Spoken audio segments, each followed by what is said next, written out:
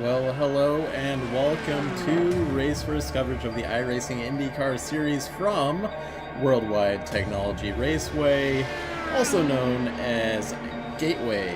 Prefer that name. Just call it that. This is Matt Houston in the booth, joined by Nick Sudik. How's it going, Nick? Hey, pretty good. Pretty excited here. It's one of my favorite tracks actually here on the circuit, the normal IndyCar circuit. So yeah, excited, hyped. Yeah, so we're looking at currently provisional pole is Will Lyon with a 24.7 mile per hour time lap there. I don't have the I can pull it up, the lap time on that, but the record here held by Will Power is 189 mile an hour lap. Will Lyon in a 181. So a little bit off of that. Of course, those were the DW12 manufacturer Aero Kit cars, and extreme amount of downforce on those. As we see somebody go for a ride. I'm not sure who that was. Adam Crane on track right now. Yeah, one of the great things, and you mentioned the downforce here too, is it very much Gateway runs much like a road course. I hear that echoed a lot in broadcasting with the drivers, and it's no cliche. You have two very unique ends of the track. Every radius of every corner, 1, 2, 3, and 4, are slightly different. 4 kind of opens up to give you a good run. So if you can get a good highline run through 4, you can set up a pass into 1 and 2. It just depends though on your setup. How much downforce, how much wing are you riding, and is it going to stall you out? So it'll be very interesting to see these cars. Always great in open competition. And with that, the clock counts down. End of qualifying. Looks like Will Lyon is going to be our pole sitter. And we'll go through the grid here. You want to go through that, Nick, or you want me to go ahead and start it, or? I will. I'll get the first couple rows here, and I'll let you get a drink. But my man, right. on pole, we have Will Lyon, our championship contender here, looking to make a big splash here. This is the first time I've seen Crane and Lyon in a couple weeks on the same track during a broadcast, so it'll be very excited. Sharing the front row is Mr. Chris Wilhite with the 1 car, the top seated high rating driver here. Always loves the IAR driver. Always likes to make a big splash here, especially on these technical ovals. So you look to see him start to try to fight for that front end. Adriano Gomez is in 3rd. Matthias Kraus looking to bounce back from a disappointing run last round in 4th. Kevin Burrell in the 5th spot. Typically a little bit of a more mid-pack driver there, but it's good to see the Team Watson driver on 5th place in the row 3. Jesper accompanying him. Jesper Orman in 6th spot. Hugo Olsen 7th, 8th. Adam Crane. Both of those drivers will be trying to get back to the front very quickly. And 9th is Rashad Craig. Again, challenging, making a little bit of a late run towards that championship. Definitely in the talks too. And Justin Petschauer is in 10th spot. Good to see Justin making an appearance here on the broadcast. Go ahead, Matt.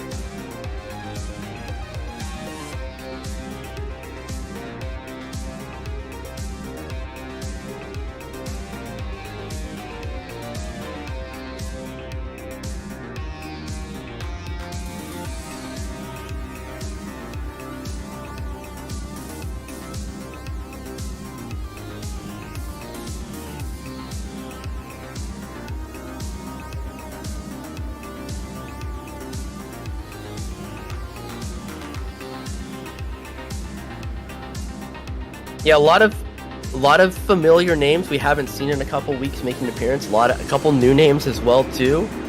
We do have some.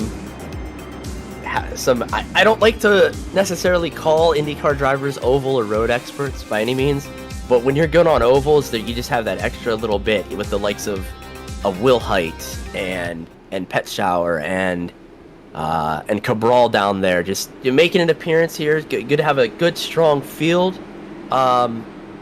Almost at 4,000 iRating strength of field, so we do have a very stout group of drivers as we are getting ready. One other key to the race here is it should be a pretty easy 3-stopper even in clean air, but if we get an early caution, it may throw the strategy off a little bit. Somebody might be able to take an extra set of tires as the car is going off. And taking him to green, take him away, Matt. Will Lyon's going to bring us down for our green flag, followed by Chris Wilhite. Adriano Gomez on the outside, or in the inside, but Chris Wilhite's going to have that preferred line out of 2. Looks like Matthias Kraus moving into P3 there. Yes, what a great move. That outside line is really powerful at times here at Gateway. It'll be interesting to see how the outside line kind of evolves during the tire run as well, too, because you are putting a lot more heat in those tires when you run that extra speed out there. Yeah, and I was going to mention, as Adam Crane making, and Jesper Orman making some moves there. Adam Crane up 3 spots already. Jesper up 2 spots. So it looks like we're going into the sunset here. Realistically, just like they're doing in real life tomorrow night. But last week we ran Indy Fixed over here, and it was like a daytime afternoon race. So, as the track cools down, these drivers are going to get maybe some more grip here. So maybe both the inside and outside lines will have a little bit more grip than they had over that Indy Fixed race. Oh, we have a wreck off of 4. No John yellow though. Silva. I see John Silva with a damaged car. That car does not look. We'll see if we can just get a replay. I know we're not getting a caution on this though, which is one of the things we talked about. There it is. There it is. Okay. Oh. Well, let's. We do have caution out, so we do have time to get a full look at what happened here. I also want to make sure that everything is streaming correctly, too. Okay. Yeah, that is a very damaged car for Silva there. I think that might be beyond repair.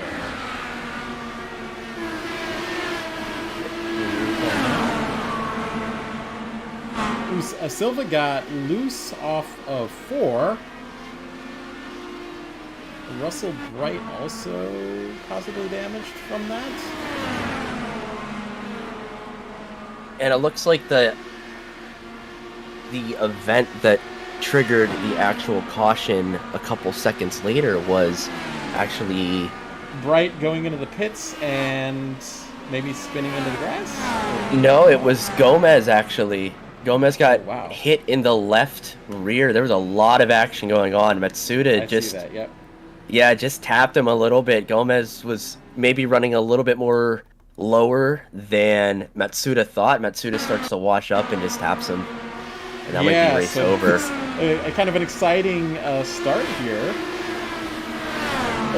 This will bring the field back together a little bit though too. Lyon and Wilhite were checked out. Yeah, I was thinking Gomez might keep it off of the wall there, but unfortunately right at the end he tagged that wall, and that's going to be a long repair. Yeah, for sure.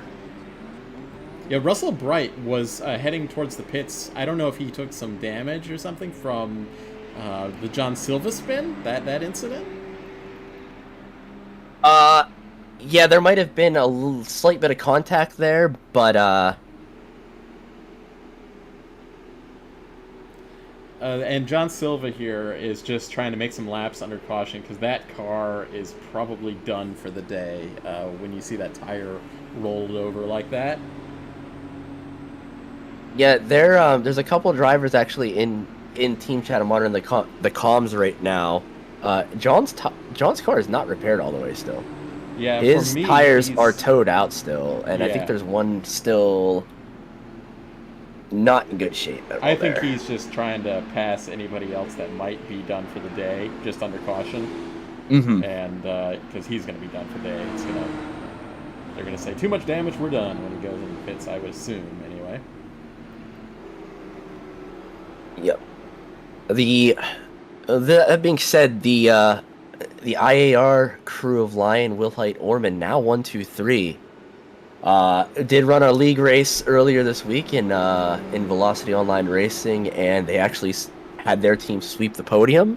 So could we have a repeat of that? Quite possibly. Their set is looking very strong early, but those temp changes will affect how much they actually can break away. Some people might have, like the likes of Crane and Olsen, may have their car set up for cooler temps later in the evening to kind of be more aggressive. So they just might be biding their time, just trying to survive this first maybe 9,500 laps or so here, just to get to the second half of the race. Kind of right when you were saying that, I started looking through the field, and I'm like, who could be the spoiler for that 1, 2, 3? I do think we're about to go green flag here, and it could be Crane, it could be Kraus, Rashad Craig is in there too. So.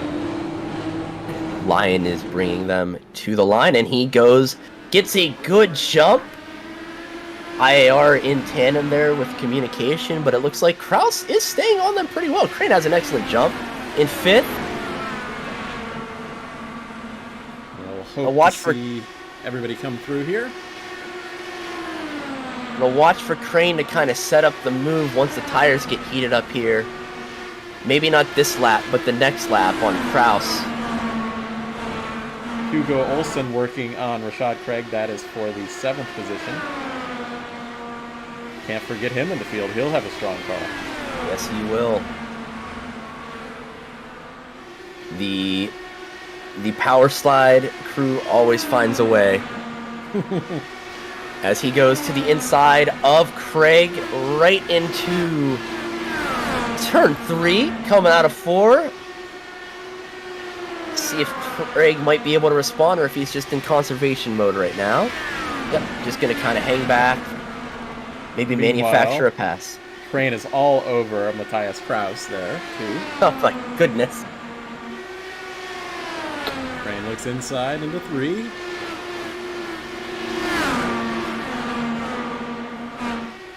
This is kind of one of these places where, at least so over in the Indy fixed race, you wanted to get that pass done into 3 and kind of do a slide job on the guy to disrupt his air, and then then he'd have to try to look inside into turn 1, and then by that time it was kind of over with, and you could just run the high line at that point for defense.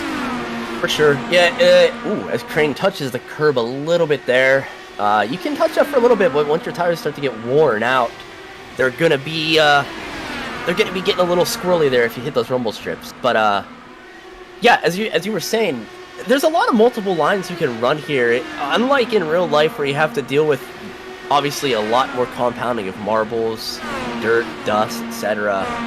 You really can use multiple lines early and late apexes. Normally later in the run, I run a late apex out of 2. Olsen inside of Burrell. That's a... Ooh. See if Burrell tries to come back into 3. Not able to, so Hugo Olsen moving up. Yeah, definitely moving up there. But you can do that. There's also drivers that prefer an early apex and like to just, like you said, kind of just almost do an old dirt job or dirt style slide job right up into the line, kind of disrupt that air, make the car behind push. So here's a question for you. You ran some practice in the session earlier with these guys. Were you using the brake pedal any, or is it just off of the pedal, modulating throttle, that kind of thing? Normally, at least most sets that I've ran, both in fixed and with open style competition, it's just mainly lifting. Mm-hmm. You get later in the run, you can use the brake a little bit to set the car with the throttle still, but the disadvantage of that is you actually use more fuel than you normally would. Just because when you hit the brake... between Crane and Kraus. Crane takes over the 4th position, but there was almost a little bit of contact there. It could have been contact between Kraus and Crane. But they live to fight another day. Yeah, we got a couple of looks like fighter jets kind of duking it out here. Hugo Olsen looking inside of Kraus as well. Yeah, this is going to be a great battle on track, and Crane is looking in the mirror right now like, yes, keep fighting, Hugo, keep fighting. The other thing I kind of wanted to point out earlier when we were talking about like disrupting the air, if you lose slipstream, like, yes, this is a shorter track, it's only 1.25 miles long, but if you lose the draft because they're running so much downforce, you're gonna lose contact. It is very hard to drive back up until late in the run when the tire wear starts to really drop off. But by that point, you're almost a sitting duck because you're managing your own car itself. Kraus going a little defensive in 3 and 4 by running a low line. Now Olsen trying to think about passing, but opts to not into 1 and 2. But Rell is just behind them as well, just kind of licking his chops, biding his time, saving a little bit of fuel. Yeah. Being able to go lighter late in the run towards the end here. It's never a bad thing to be thinking about that during an oval race. Save early, save often. That's right. The reason I mentioned the whole braking thing as Hugo Olsen looks inside of Kraus, not going to be able to make that position yet, but the reason I mentioned braking is I was watching the real-life IndyCar practice from Gateway. Was from 1 to 2 p.m. and they were talking about using the brake pedal in real life. So I was just kind of curious if you guys were using it with an open setup, because I didn't think we did with the fixed setup. No, and like I said, you could be carrying, if you're running a lower downforce setup and you have a good tow, you're gonna need to cut that speed down a little bit. But generally speaking, when it comes to a place like this, I do prefer a little bit of high downforce. Even at like a place like Indy and stuff, I ran a little bit higher downforce than most other of the competition, but it kind of paid off in the long run.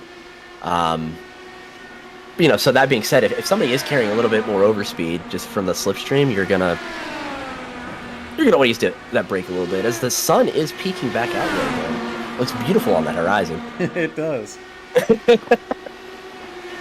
It's shining on this great battle between... Yeah, this is the best battle on track. We're not just... I didn't forget to change the camera or something like that. This just is the best battle on the track. Oh, Hugo's looking inside. Has a nose in. Gonna tuck back in there. Try to set up the move. Might have gone yep. Hugo just got a little bit too far out. A little bit less grip on once you get a little too high up there. So he's going to kind of set the car early, try to get a good run out of 2. Use a slipstream here on the back stretch.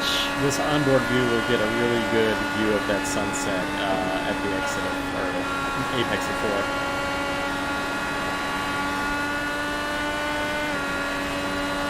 But yeah, this facility here has really come back. Like, it was almost abandoned for about a decade or so almost. There wasn't anything running here. IndyCar came back. I think the trucks came back. Maybe ARCA too. And this facility putting on some great racing once again. Yeah, they've invested a lot. I know there's been some talks that the management really, and you don't see this a lot from at least large asphalt speedway owners. Mm-hmm. They want iRacing to come back and rescan. Just heard some rumblings from a couple people that know or have been associated with the track. Mm-hmm. Oh, Hugo's got a good run here. It's really tough to make that work, though, because Kraus is going to have the better line off the exit, but Olsen, not quite. He'll have the inside line going into 3. Kraus powers out on the outside line, but now I think Hugo's got... we'll see. No, Hugo hit the rumble strips there, got a little bit of a bobble. It's going to be a drag race back down into one here. It's a bit like 20 laps between these two almost. I was going to mention it earlier while you were talking. I was like, with that, we've already had 25 laps completed in this race, but now we're up to we're almost into 30. So Hugo still not able to make that work. Time flies when you're having fun. That's right. So I see Burrell looking back real quick. Just got passed by Craig. Rashad Craig going up now, starting to realize he's losing a little bit of time to his teammates. They're almost 6 seconds back. Might want to be turning on that switch right now. Use turning up the boost. Yeah. Use some of the in-car tools though. Be a little bit more aggressive. Just try to make that move. Just in case this continues to go green, which racing here has been groups of 2 and 3, but it's all been very respectful. Ooh, did you see Kraus and Olsen? Olsen kind of opted for the high line in 1 and 2 that time. Really, really high line, like something you would never run in real life. It was, the 4th line or something like that. But thought he was going to hit the wall or something, but he did not. Yeah, you want to try stuff really. That's kind of what everybody's doing here too. Is they're kind of seeing what can work, what can't work. Especially when everything's so strung out. Like there's not a lot you're going to be able to do. You're almost even in open competition, you're almost draft locked at times. Where that is, you'll be getting close to the car in front of you, but you just can't make it because either the dirty air that you have from being so close will make you lose time in the corner, and then you just gain it back on the straightaway just because they're long enough, or something like that. Olsen's dropped back just a little bit from Kraus up there, and now Rashad Craig is kind of gaining some time. He's only a half second back from Olsen at this point. So another IAR car. Yeah, I wouldn't be surprised if Olsen kind of got the tires a little overheated. The track's at 31 Celsius right now, so it's pretty chilly, especially with the temps that we've been dealing with all season so far, and it's just going to keep going down once that sun completely sets over. Yeah. But yeah, I mean, still, you get a little too much, you overheat that right front, you're going to pay for it for a while, if not completely wear out that right front tire. Yeah, and just with the way the iRacing works, this is real life too. When you're that following car, you're going to get your tires have to work harder, and especially that right front tire. And Olsen's been following Kraus this entire stint, just about. And so his right front is probably screaming, whereas Kraus has, he's got a gap ahead of him to Crane at this point. So his right front's probably looking a little bit more healthy at this point in the stint, and that's what's helped him, defend through this whole period. And now Olsen's used up his tires, and nothing he can do about it until we get to the pit stops, which we're going to be having maybe in the next 15, 20 laps. Yep. Yeah, look for the likes of Lion, Wilhite, though Wilhite and Jesper both have been saving a little bit of fuel behind Lion. You're looking at about a 50-lap stint, give or take.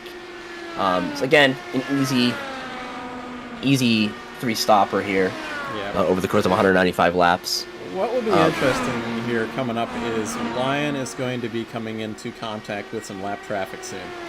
Yes. Probably about a second and a half up the track. Let me go on board with Lion for a moment and see if I can see. Yep, he can see about a half a straightaway ahead is lap traffic, and there's 2 or 3 cars there. I have to imagine, though, that the cars will be pretty nice to him. But we'll see. It's still, they've got to run their own race. There's nothing telling them they have to get out of the way. So we'll see what happens. Especially if they're either A, fighting for position, or they know they have a good car and just kind of got pinned back early. You're going to want to fight to be on that lead lap. It's just a question of how aggressive do you want to fight. And most of the drivers here are pretty respectful towards understanding that, hey, I'm definitely slower. I might be on track for a battle right now for position, but I don't want to destroy one of the championship contenders right now, or somebody that's been running almost 3/4 of a second to a second a lap faster than me. Yeah, driving around 2 laps down is Matsuda, but he had some repairs from that. There was an incident on like the first or second lap, and he's still running solid lap times. He's running faster than the leader right now, so that's the kind of guy that's going to want to make a lap up somewhere in this field. As Lion is now about a half a second, 3/4 of a second, got a good bit of the slipstream from Wallet there, coming through turn 2 right now. As Wallet gets a little squirrely. That's the other thing you have to watch out for when you're coming through traffic is, yeah, you can see the car behavior and the car placement, but if that driver loses it, it's from running an unfamiliar line, it's very scary. Very true. Very unsettling for you, especially as a leader. Yeah, and he's got 2 cars that are kind of battling one another, so we'll see what happens here. And this is the first time he's had to deal with dirty air, but no doubt Will Lion knows exactly how to deal with that. But yeah, we've seen Lion deal with traffic on road and in oval competition as well, pretty stoutly. He's gonna go look inside. That was Wallet looking like he's not gonna fight it too hard. Alan Stover is next. So I did hear there's going to be a Indy Open broadcast, I believe, tonight. Is that at 8 or 9 o'clock, something like that? I think it's 8 o'clock over on Race Spot. So a lot of these guys are going to be over in that one, too. It's Indy all the time, folks. Correct. Indy all the time. We're a great community. Love supporting each other out, and yeah, if you're ever interested, please message anybody, message us. We'd be glad to help you learn some new things if you want to get into this. Yeah, I mean, this is I'm pretty biased, but this is the best car in iRacing. That's my opinion, but it has all kinds of racing, between the ovals and the road has all these intricacies with the red tires and all that. So yeah, it's great. Yeah, the development on it's really good. I wish the car did run a little bit better on oval, because it does have some issues in terms of like how the aerodynamics kind of affect the cars. Like, it's not as bad, but sometimes I feel like the aero effects, the aero wash is sometimes a little over-exaggerated. Yeah, it's either over-exaggerated or under-exaggerated, just depending on things. Like, we were running Michigan recently as cars get around Stover there. It looked like all three top 4 cars have passed him, but, like they made a slight tweak, and Michigan has kind of become this pack race now, where I don't really know if it would be a pack race if they ran it in real life. So we don't really know that. We don't have enough data in real life to, like say we run Texas in real life, but that track is different because of the PJ1 than what we run. Like we run this like we run the rim in 1 and 2 in iRacing. We should. They were talking. There's some tweets out that they're gonna potentially redo Texas completely. Yeah, there's about that. Some people are saying Speedway Motorsports will be just make another Atlanta clone. Listen, 2-mile, D-shaped, high banked oval, Texas World Speedway 2. That's all I'm saying. That's all I'm saying. Or just spend a little bit of money on Texas World Speedway. How about that? I know some people be happy with that. That too. Just need to repave and some new stands, and probably like new restrooms and everything too. Never mind, it's expensive. Hey, Jimmy Johnson was saying that he'd like IndyCar to have more short ovals, so I hypothesized that what if Jimmy Johnson brought back Nazareth Speedway?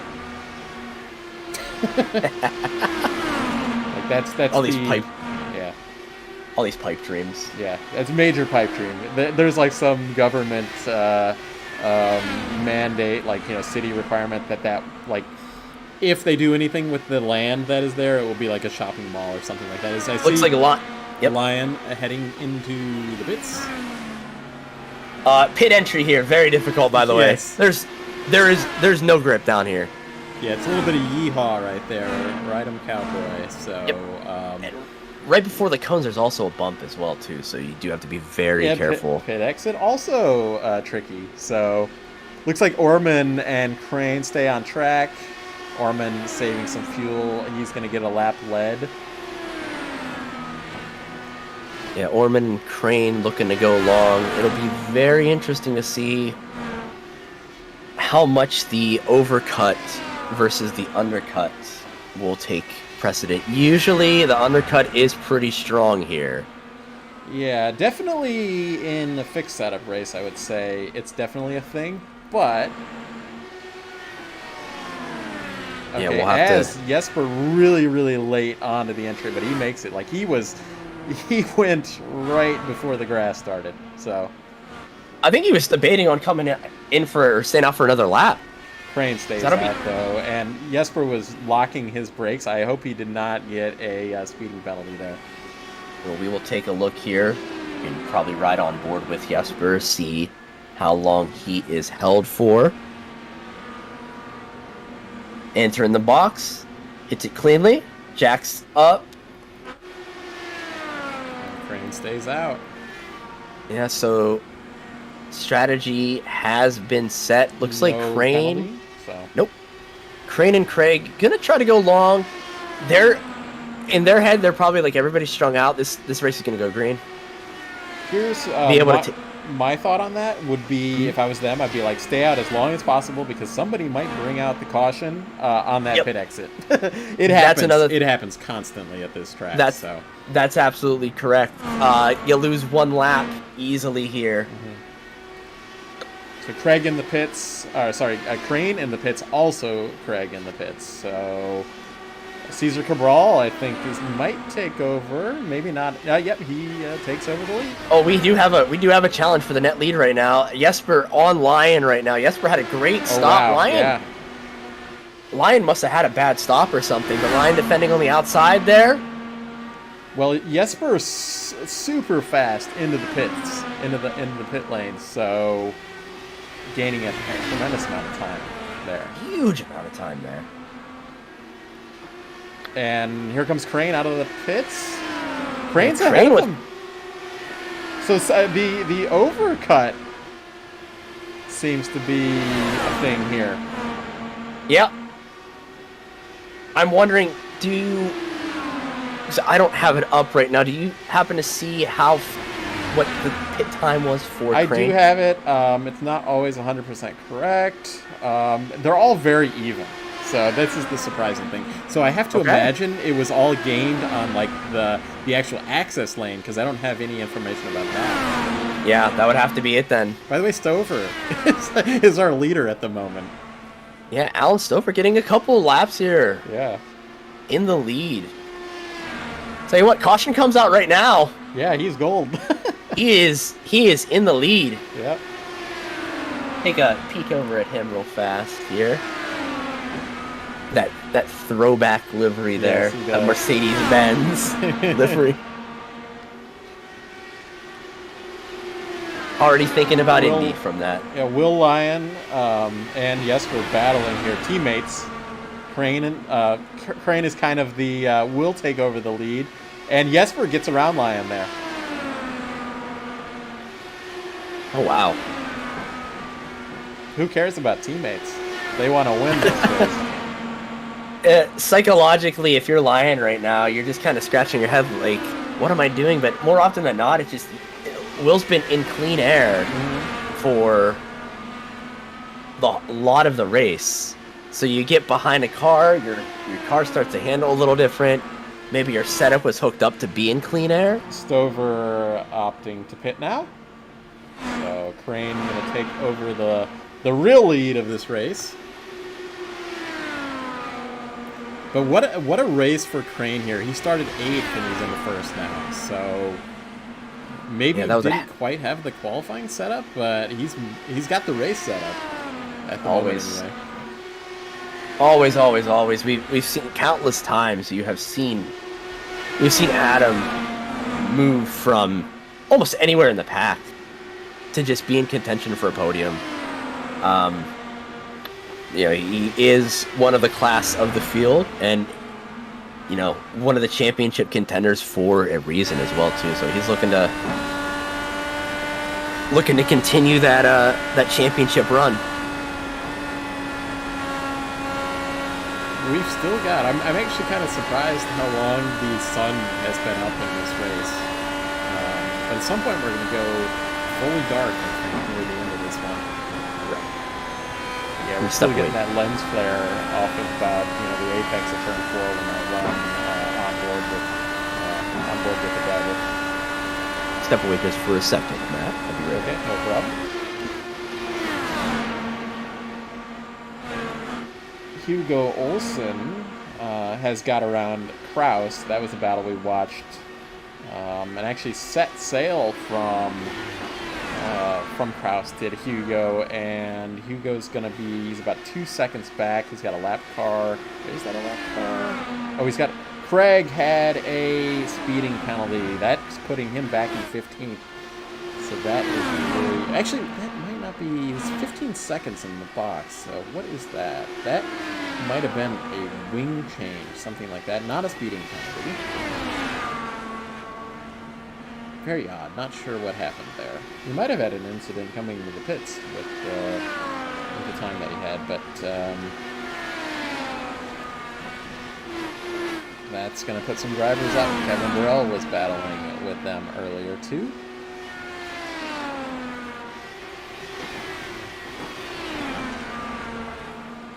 Jesper looking to take over the lead of this race over Crane, but at the same time, with Crane leading now, Jesper might just want to save some fuel behind Crane. Go a little bit longer, as we saw that work. Lion dropping back about 3/4 of a second from this battle though.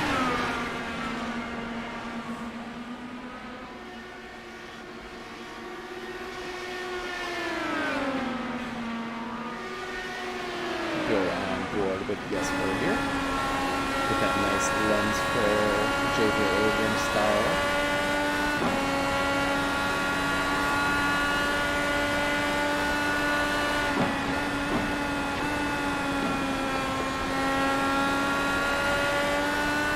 As Jesper tries to work it, but again, Jesper's going to use a little bit more tire, being the follower of Crane through these corners.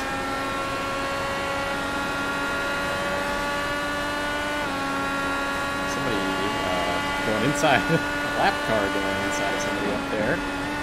Not always something the leader wants to see.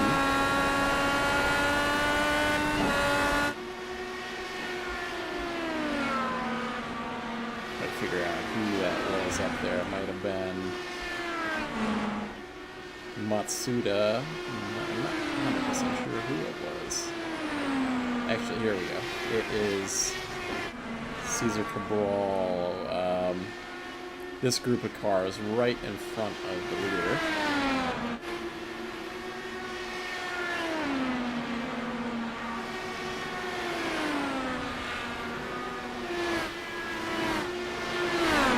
Leader catching up quick to a lap car. We'll figure out who that exactly is.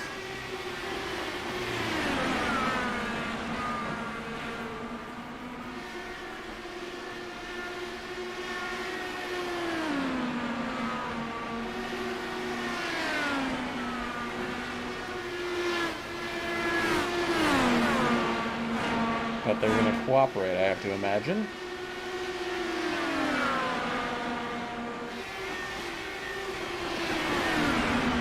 Okay, that's Wallet, I believe? Yeah, is Wallet. Ooh, almost getting into the wall on the outside there, but Crane and Orman going to get by. Lion. Looks like Wallet will be very nice and run a high line. so that the leading cars can get around real easily.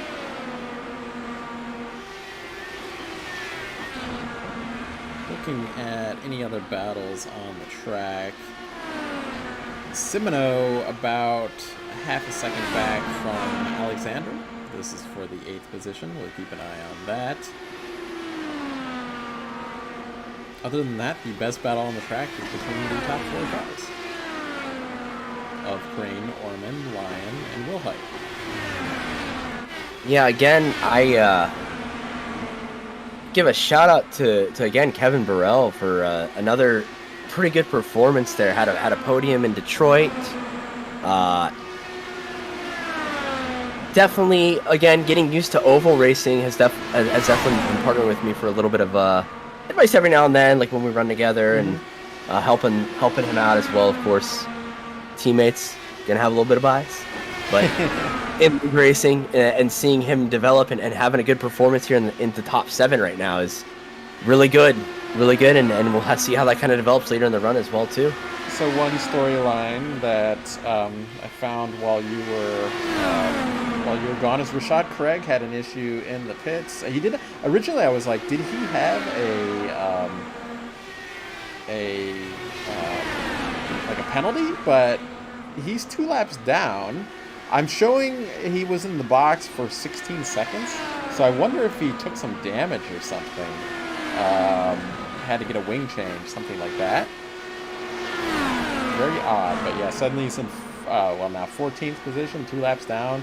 So not a fun race here for Rashad here. Yeah, normally 15-16 seconds is a rear wing change if I recall correctly. For, like, if it was only, but it's 16 seconds like total. But I know what you mean, that like a 15-second would be a rear wing change. Yeah, I wonder if, but that wouldn't put you 2 laps down. So I wonder if maybe he had to re-enter the pits or something. So potentially. Yeah, we'll get some info over on the Discord later. They'll probably say, yeah, that's what happened.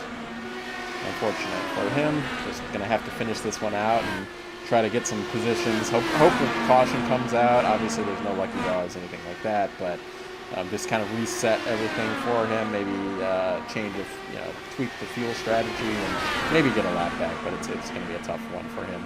Still, best battle on the track is our top 4 cars. So. Yeah, could definitely put a blanket over them all within 3 seconds as Glenn gets out of the way of Adam Crane. Hugo Olsen gaining time on this group, though. He is a second. He was 2.5 seconds back from Wilhite. He is now second back from Wilhite. So, power slide car going to try to spoil the party, IAR party. Yeah, a couple of the power slide drivers during open were a little frustrated at times. Didn't quite have the performance, though. I know Malechka actually, I think, finished second. But a lot of that was a little bit of looking out with strategy, so they're definitely looking to bounce back here in the IIS. Maybe some tweaks to that setup, a little bit of a longer race, develop that racecraft and strategy a little bit more here. How many laps was the open race? Like 150, something like that? Yeah, open is this week 128 laps, so it is much shorter. Okay. Yeah, the fixed race is only 85, so it's a one-stopper easy. Mm-hmm.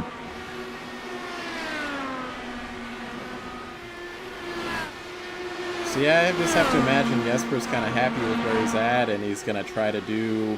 we saw the overcut work with the last round of pit stops. I have to imagine that he's just kind of thinking that the overcut might work here next. He's going to probably overcut Crane. Yeah, if Jesper can get that same type of pit entry, yeah, it was... him and Crane are going to be dogfighting the next day. Yeah, it was way more than I would ever take there. Generally pretty conservative on the pit entries, because I've been posed so many times by it, so... And if you're just joining us as well, This is race versus coverage of the iRacing, or IndyCar iRacing series here. Live from virtual Gateway Motorsports Park, Worldwide Technology Raceway. We are set for 195 laps here. A little over third of the way through here. We got the top 4 cars in a battle. We love having you around. They're going to be fighting it out as we get to the next round of pit stops here. But if you're around, give us a subscription, give us a like. Hit that like button, always helps us out. Develop and keeps us going as we drive for 1,000 subscribers here on the Raceverse channel. That's Raceverse. We know IndyCar. We know what Indy means too. Yeah, that's exactly what we know what Indy means. So thank you for that. Yeah, definitely hit that like button. It helps other viewers find our channel and find these races. After the fact more so than during the race, but certainly share it to private discords, things like that. I mean, we have a lot of iRacing viewers out there, but share them. People want to watch these while they're supposed to be working. They want to be watching these races sometimes. So Crane, though, our leader, getting around. Not sure who that is. Is that Cabral? Yeah, Cesar going a lap down now as Crane, Lyon, Wilhite, and Olsen are all on a blistering pace right now. They are running 25 3s and 4s. Mm-hmm. Every other car in the top 10 are running at least 25, up for 25 5, 25 6s. So they're getting a 10th or 2 a lap as, Cesar almost loses it on the outside there. Yeah, I was a little worried that Jesper might move up into that, but he was able to safely get around it.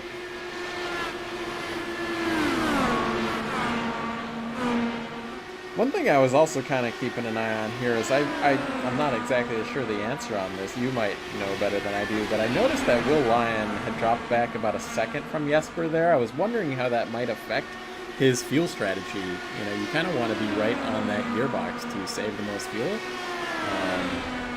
Which is kind of what Jesper's been doing, but Will Lyon dropping back just a little bit. There is a little bit of a drop off as you get past probably in this car about a half second, give or take. Whereas Lyon, huge push. Yeah, he couldn't get around him. That's gonna affect, and that's gonna put Wilhite right there. Yeah, Lion's chirping a little bit at Cabral. Yeah, nothing says he has to get out of the way.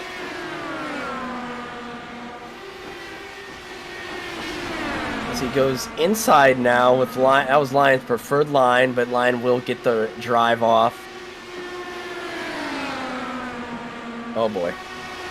Let's see here. Some spicy chat going on between drivers in the race here. Cabral is just trying to communicate. It's one of the nice things about sim racing is like a situation like this, you can kind of communicate what's going on. Mm-hmm. But I think that Cabral might be running the line that Lyon wants to, because I can just the way that Lion's driving the car. Just, had a little blinky there too. So a little bit, you can see a little bit more aggressive movement in the steering wheel. Not much. Lyon usually has a cool head, but the frustration can definitely show as he finally gets by.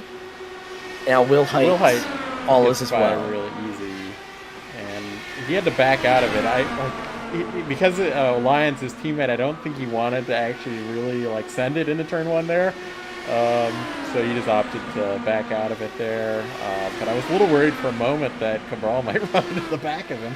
As we have somebody on the pit entry line. I'm not sure who that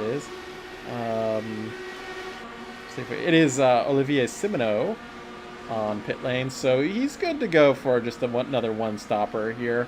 If we're not going to have any cautions, you can pit anytime. Yeah. At least from this point, just about anyway. We're right about halfway. There's not a good divisible number here for 195, but we're right about halfway in this race. Yeah, but we've seen how strong in the first stint, how strong staying out can be Getting that clean air here is incredible, and I think that pit entry, as well as having clean air and being able to just move faster compared to what your opponents were doing late in the run, is going to be able to pay dividends. Tire wear might not be as much of an issue as we thought it might have been, especially like during a day race where it's going to be way higher. These tires might be holding up pretty well for later in the run. I mean, Crane is about to cross the line and make a lap 100 of 195 here today. Sorry to cut you off there, but I just wanted to note that. Talking tire drop-off, though, I feel like in real life there is more tire drop-off on these short ovals. I'm saying that with quotes, but because Gateway, it isn't that short, but it is still a short oval by IndyCar's rules. They run the short oval wings, so but yeah, when I think short oval, I'm more thinking Iowa or the teased Richmond race that we didn't get a chance to actually have in 2020. They'll be back there, hopefully. It's especially if they end up. Richmond's been having I don't want to say like a spat with NASCAR, but I can tell they're definitely a little unhappy with how the races have been being promoted there. So we'll have to see. Tough, yeah. I mean, it's on the track just the same, of course, but yeah, I mean, IndyCar generally does go the extra mile and does at least work in cooperation with most venues in terms of promotion. Obviously, that's contract dependent too, but this, a lot of people are like, high speed ovals, 2 miles, that's what this series is based on. When in actuality, when you look at the roots of open wheel racing in America, short tracks do have a very prominent part. Milwaukee, Richmond, Phoenix, just to name a couple there. Those are all a mile or under. And this has become, and Worldwide Technology Raceway has become kind of a staple and a cornerstone event for IndyCar as well. I feel like we think it's this staple and it's been around a while, but it really hasn't. And but it has become one in a short time, like about 5 years, just about. But yeah, so excited to have this track back. Has a great promoter. This Bommarito Auto Group. It's much like over in Iowa. We missed a year. Every year they were saying, "Oh, this might be the last race," but now we've got everybody knows Hy-Vee now because of Iowa. And, I may have ordered something from Hy-Vee just because of that. Don't ask me why. we are getting locations here in Indianapolis as we're about to have. We got Stover causing issues for Crane, and Jesper looking inside. Not going to force the issue, though. I think Crane wants to extend the stint out. Whoa. He knows he's in trouble. I thought that Crane was going to run into the back of Stover there. Yeah, that looked a little sketch, but that gets Jesper right there as Lion is in the pits right now. Lion has pit early. He's gonna try to see what he can do here. Maybe he found a gap to get into. Yeah. Get some clean air. We'll see what happens.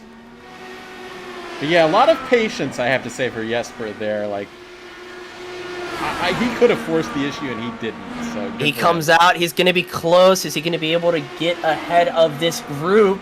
Yeah, he wants to because he doesn't want to be slowed down by these guys on older tires.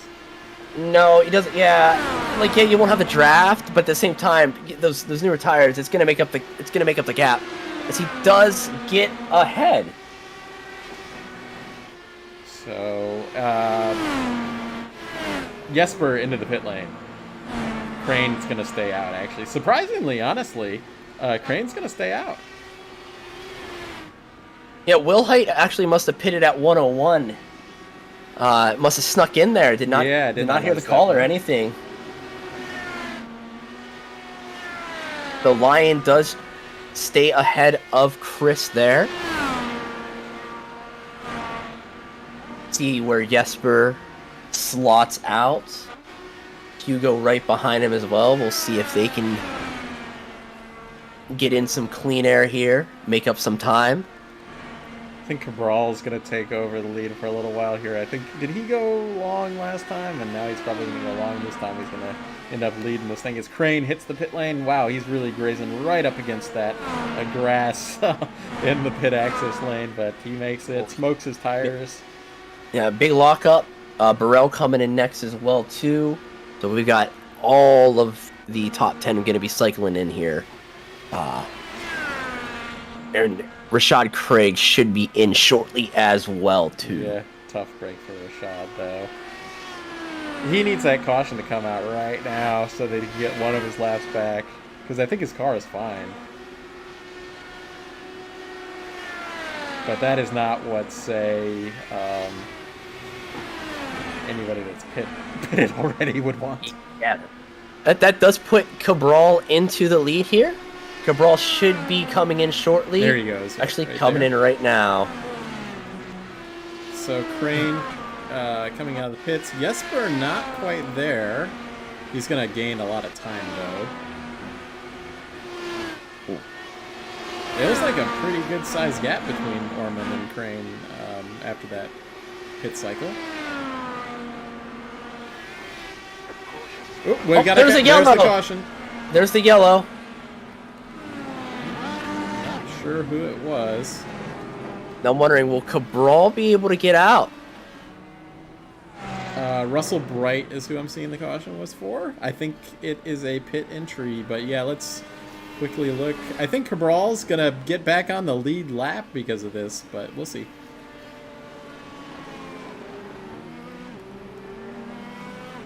I think Craig might end up, he was on pit lane too, he might end up gaining a lap on that. But let's get a look. I think Bright is what, I think Bright, I haven't seen it yet, but I think Bright might have brought up the caution by going through the grass on pit entry, which we've talked about was, you know, something that is really not difficult to do. No, very easy. You lose a little bit of grip. It's so narrow that you're gonna. Yeah. Oh, yep. He just drops a tire. Honestly, I'm really surprised that brings out a caution, because I remember back in the day that didn't bring out a caution.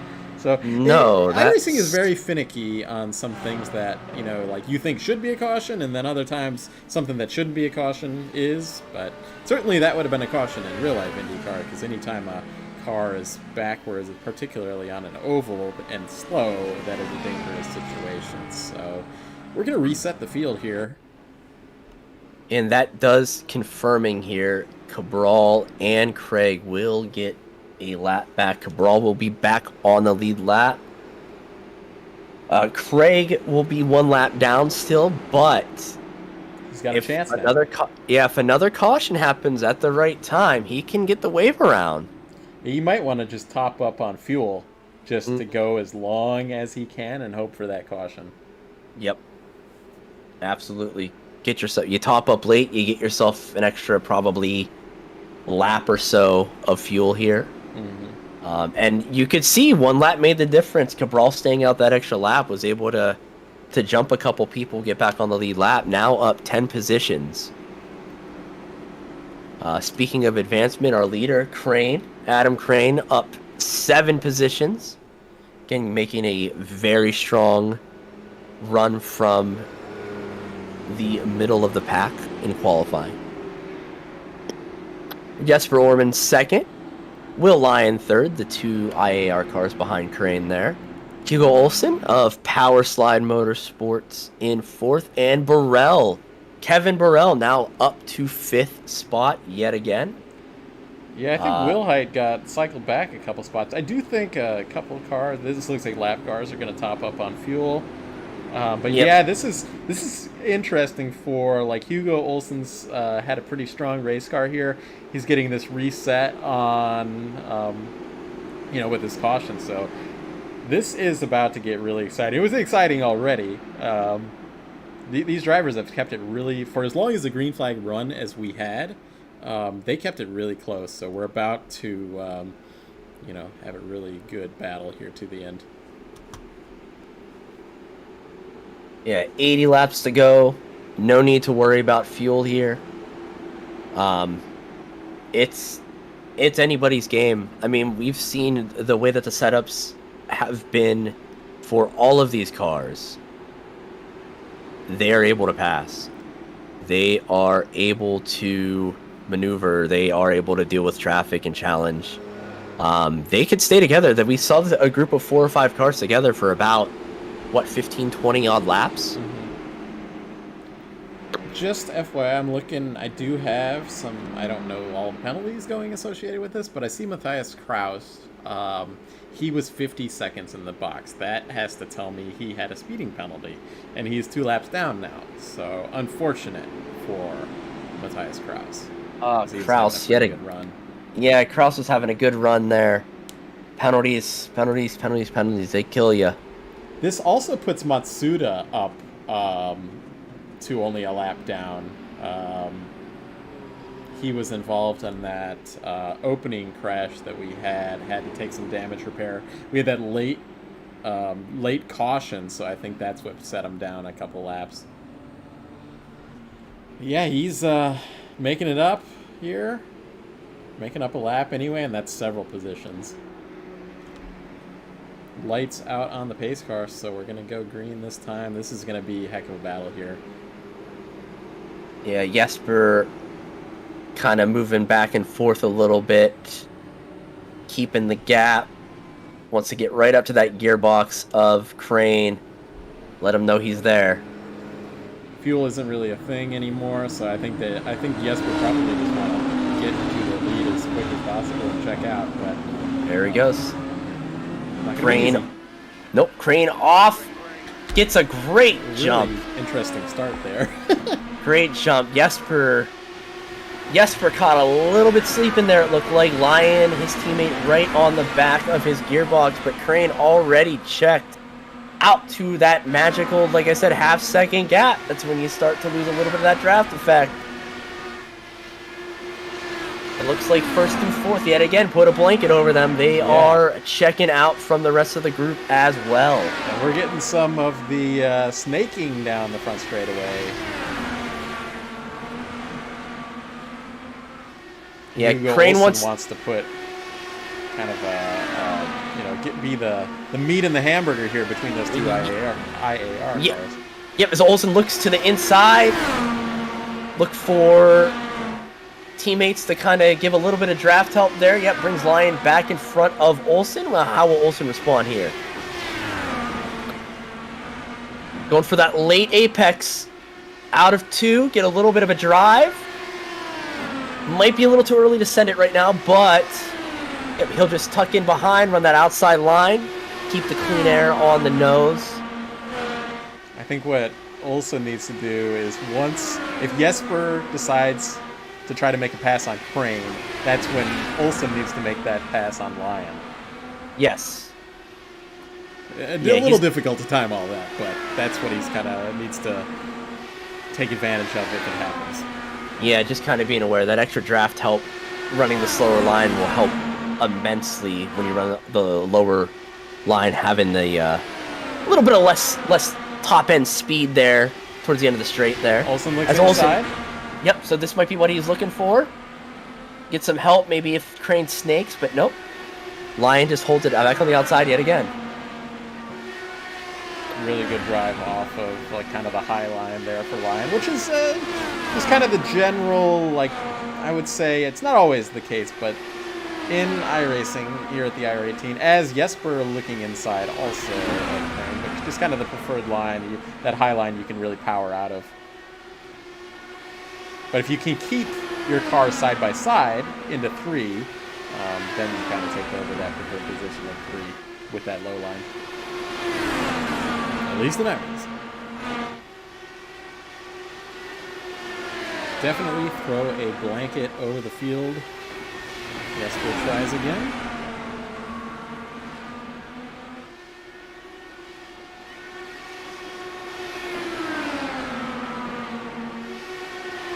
Yeah, the more they fight, they had over 2-second gap. Burrell has kept it back to about 1.5 seconds. So I'm wondering, and I'm hearing a little bit of short shifting from 5th place, from Kevin Burrell right now. Saving a little bit of fuel. I'm wondering if he's playing that mind game of just stay in contact, stay in the draft, less time on pit road. If you can stay in contact, you'll be able to make that time at the end of the race. Yeah, you know, any of these guys that isn't Crane, they're going to be trying to save some fuel, and they might be able to make that final pit stop a little bit shorter, just by like a half a second. Man, they're fighting though. Look at them. Yes, look at them. They're scattered around like killer bees there. Yes. But yeah, you might want to think about, or one of these drivers might want to think about making that final stop a little bit shorter. Heck, we might even have a pit like in the next 20 laps and just go to the end from there, as Olsen looks inside of Lyon. Yeah, Olsen looking through, powering out, but not going to have that run. Again, you need that help. You need that drafting help from the inside line. Especially early on. Jesper's going to help out Olsen. No, not at all.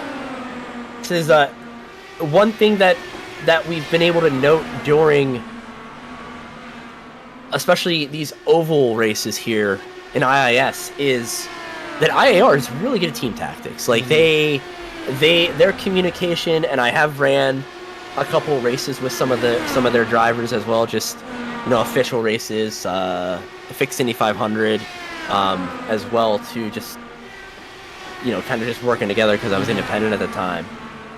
They're spot on with their team communication in the race. Like there is a decent amount of chatter, but it's all productive, and that's what you want in sim racing, especially in tactical races like high speed oval races like we have here.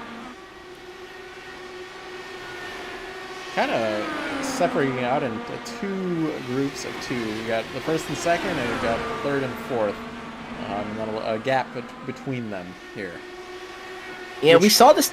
I was gonna say we saw this develop in the last very long stint as well. Too, the tire fall-offs hit. You have groups of 2 and 3 throughout the field. And then we kind of got the same thing, a little bit bigger gap between them, but back to 5th and 6th too. Between Burrell and Wilhite. Yeah, that gap between Burrell and Wilhite has been going between 1.4 to 1.6 as Hugo has a good run on Will. Sends it on the inside, cannot quite get clear on the outside. They're going to be equal. Hugo's still going to have a nose in.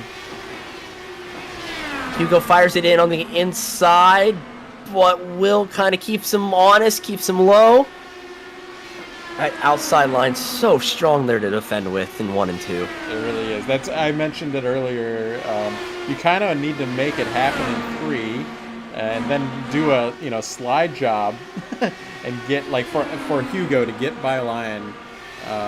Needs to make that pass happen in 3 rather than in 1 and 2. So. I see Orman giving a little bit of a peek on Crane as well. We have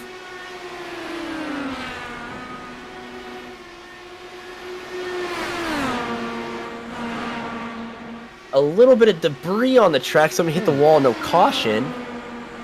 No debris cautions here. No debris cautions here.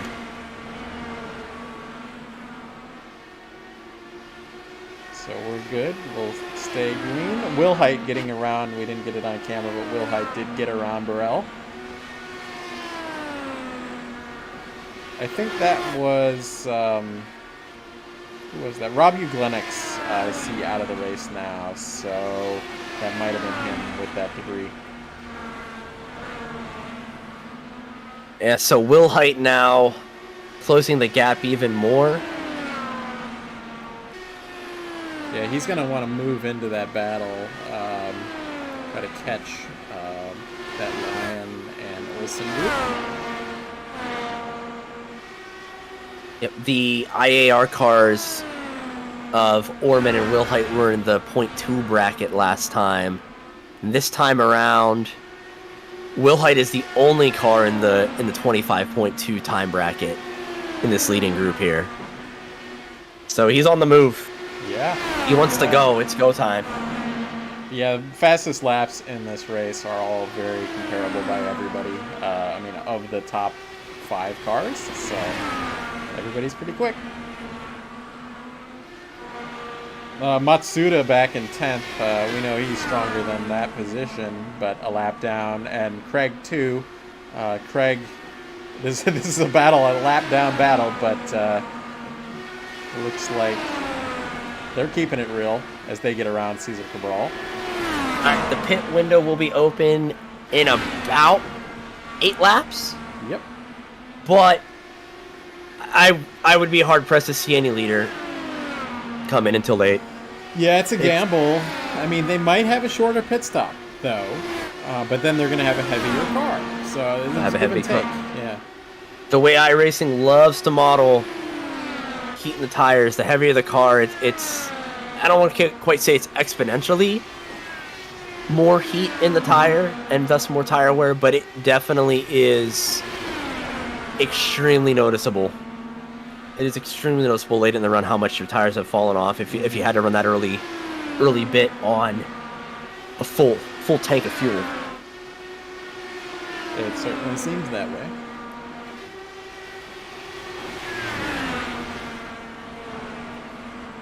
So we'll see. We'll see if anybody blinks, because just it's Jesper has, he's had 50 laps or even longer to try to make this move on Crane. Hasn't made it, so there's some strategy that needs to happen for him to maybe make this pass not on in the pit lane rather than on the track. Correct. Will Height is now in draft range, 9/10. Yeah. Did lose a little bit of time going around lap traffic there. Just caught the back marker at the wrong time, but moving up. And again, also keeping an eye on that battle between Craig and Matsuda, even though it's a lap down. It's the leader of the lap down. I mean, we have no lucky dogs, so we're not going to get anything for that. But these are 2 championship competitors, so. And every point's going to matter at this stage of the season as well, too.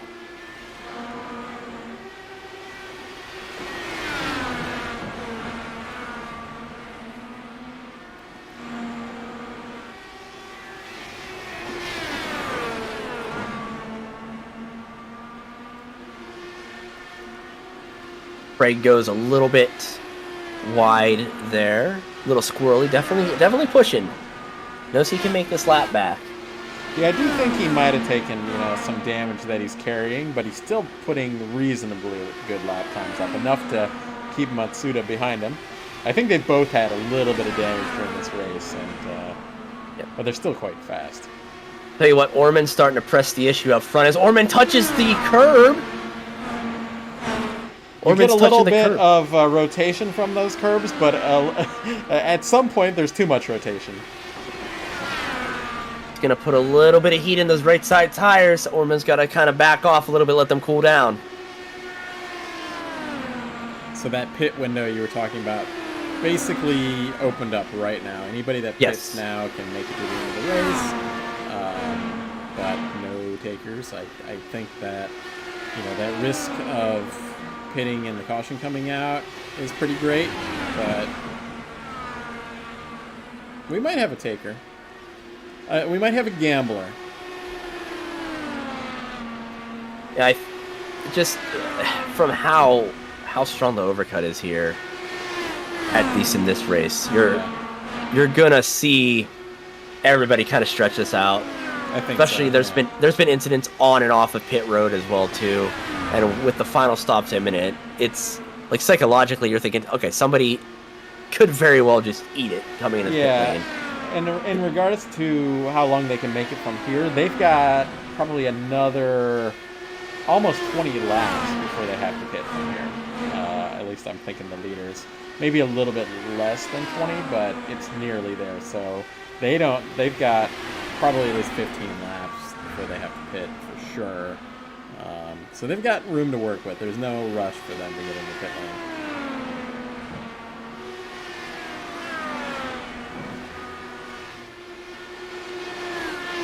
Yeah, you can see how much the that little bobble cost Orman was right on Crane's gearbox, but now it's just kind of settled down a bit. Lost that momentum a little bit. Probably realized that was the edge to be on. With one more stop to go, don't want to throw it away right now. Yeah, you don't want to take a little knock of that wall. That is not, does not make the car any faster. As everybody's really starting to spread out now here. Yeah, actually on board with Orman, just to get a look of the line is running. The sun is over the horizon at this point, so it's only going to get darker. I don't think we're going to get full dark by the end of this though.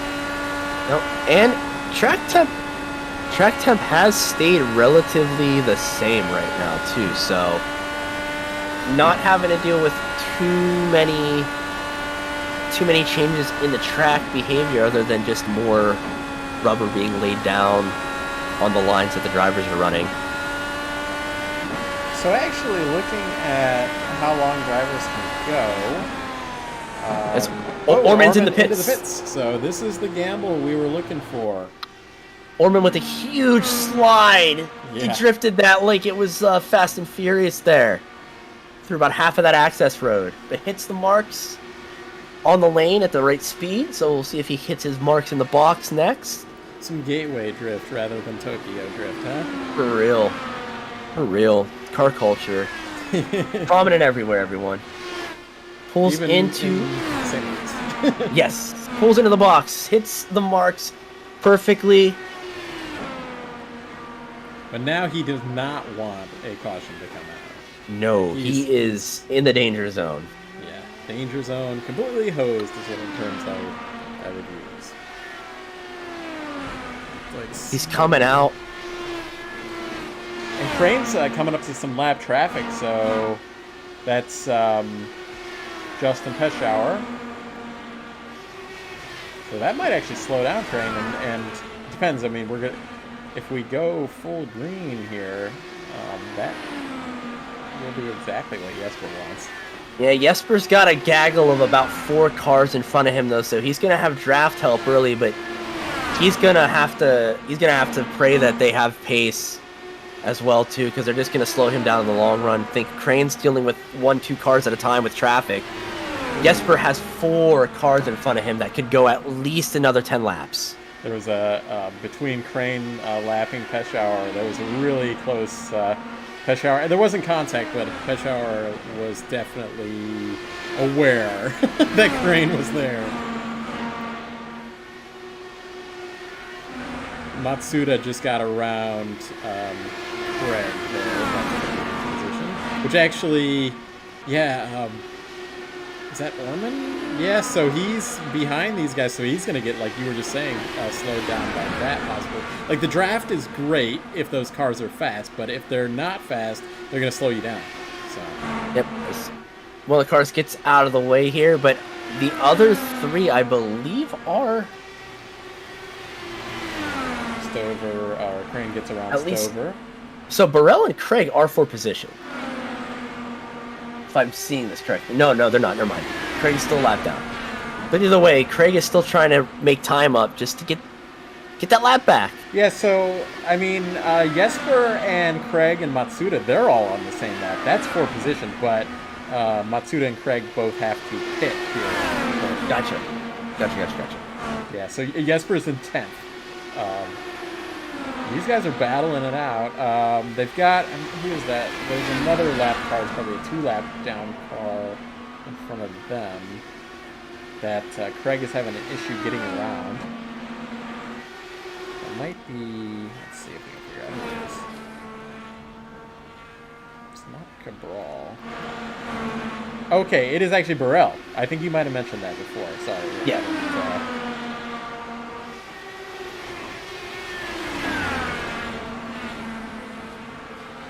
Interesting move there, Craig. Went low and maybe help his teammate. I'm not sure. Yeah, Kevin had to go. Needed to pit that time by. Wanted to get to the inside. It was just awkward for him. Mm-hmm. But hits the marks in pit lane now. That will promote Cabral up to 5th place tentatively. So And Crane is on the pits. Okay. Last lap for Orman was a 25.6. Last lap for Crane was a 25.2. So I think Crane's going to have the lead after the cycle of pit stops. But we'll see here. Anything can happen. Yeah, Crane was pushing it hard. He was about 6 inches from the grass with his right rear tire there, coming on a pit lane. So Olsen takes over the lead. And now Olsen gonna, try to lay down some laps and see if he can overcut anybody. Now, just something to note here. Wilhite and Cabral have a couple more laps to be out. Wilhite did top up during that stint. Mm-hmm. Wilhite could jump everybody if a caution comes out in the next 8 to 10 laps. His last lap here was really, really fast too. So yeah, he's been saving tires. He's been making moves, but he's been saving tires. Olsen it's showing. Also pretty fast last lap. So. Yes. And as you alluded to before, they're taking on less fuel the longer they run. Big gap. That's a temp or two between Orman and Crane after the cycle of pit stops, though. It's literally about 2 seconds.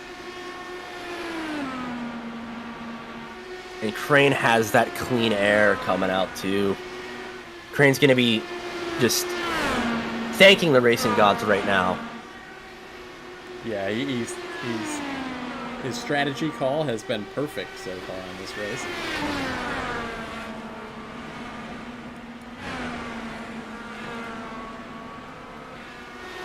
Olsen's still on it, still out for another lap. This will be lap 55 of his stint, so he should be due pretty shortly here. And Wilhite can go even longer than that, so, or at least we think anyway.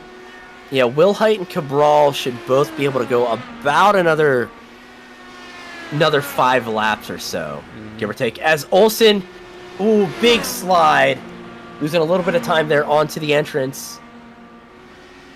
So Wilhite's going to take over the lead. That is going to be 30 laps to go from here. So yeah, if you're Cabral and you're Wilhite, especially if you're Cabral, you save as much fuel as possible. Just pray. Yep. You got traffic in front of you. You can save behind them. Use about maybe like a fifth less fuel than you would per lap. Mm-hmm. I can say it worked for you last time. Matsuda and Craig would also be praying for a caution just to get back on the lead lap. They'd get a wave around when Wilhite and Cabral would pit under that caution, so that's what they want. But probably not going to get it, but we'll see. Actually, Craig is in the pits now. Oh, okay, so he's committed. Yeah, if there was any damage, any drag is gonna really hinder you here, especially with how much the high amount of downforce that you're running. Yeah. Wilhite also in the pit lane. Cabral gonna take over the lead.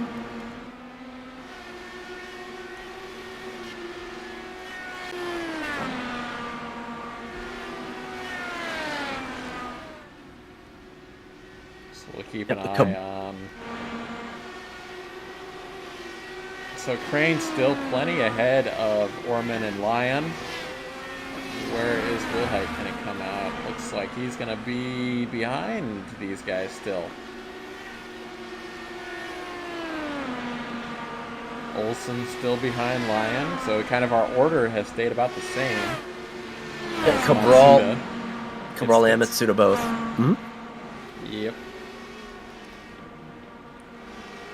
Unfortunately, no points for leading a lap in the official series, but you get that prestige. It goes in the stats column. That's always good. Always good to get featured in a broadcast race. That's right. That's exactly right. Always too. good. Yeah. As you said, Stover is in the lead. He'll be coming in to pit in the next lap or two as well. But also getting some feature time on the broadcast. Possibly unbeknownst to him. That's it. Yeah, no, as he actually ducks into the pits. So good run for the 15 cars. He hits the grass but keeps it together. And that gives Crane the lead once again. So And all now it's a reset here. significant lead too. It's beyond that draft position. It's at 2.5. So Orman has kind of fallen into the battle between Lyon and Olsen, but that one continues. Olsen's gonna want to make this actually happen in the next 25. He needs to make it kind of happen right now while there's still a gap between Lyon and Orman. That gap's coming down now. It's only about when I started saying it, it was bigger, and now it's only a half second.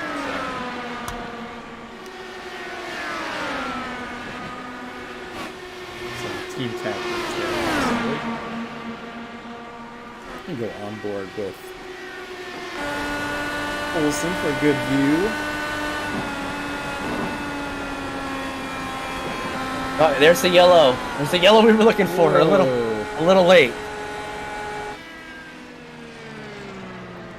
It is no. Will Height. What happened to Chris? Oh, that is disappointing. He's literally 2 laps ago put up the fastest lap of the race too. He was on it. He just lost it, I think, from the sounds of it. It looks like. Let me get a replay, but I think we're gonna do a whole lap before we get to this incident. Let me.